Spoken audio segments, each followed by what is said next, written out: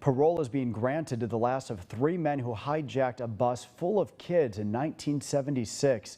70-year-old Frederick Woods was granted parole Tuesday, but a local district attorney is fighting to keep him away from her county and surrounding counties following his release.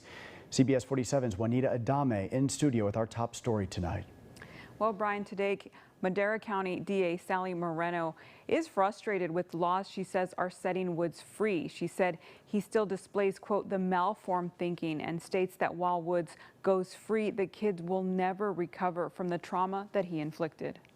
Madera County's district attorney Sally Moreno said the news regarding 70-year-old Frederick Woods' parole being granted was not what she had hoped for. Frustrated and disappointed, and my reaction is based on the law. It was back in 1976 when Woods and 2 other men, brothers Richard and James Schoenfeld, kidnapped a bus full of children and their driver in a carefully planned kidnapping as they made their way to school in Chowchilla. The men then buried the kids and the driver inside of a box truck in a Livermore rock quarry, planning to demand $5 million in ransom. After 16 hours buried alive, the children and the driver, Edward Ray, managed to dig themselves out and escape. Woods was the mastermind of the plot. He doesn't have an understanding of how his actions affect other people. Moreno said following his conviction, Woods was not a model prisoner while behind bars. Focus of the parole hearing is what has happened while this inmate has been in prison.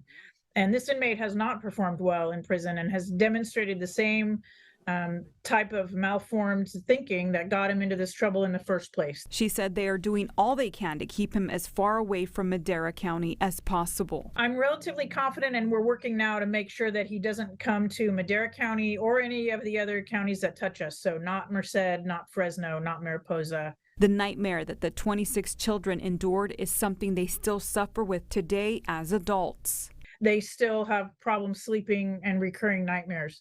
And that's something that will never change for those children. And the 2 other brothers in the case were granted parole, one in 2012 and the other in 2015. Live here in the studio, Juanita Adame, CBS 47 Eyewitness News.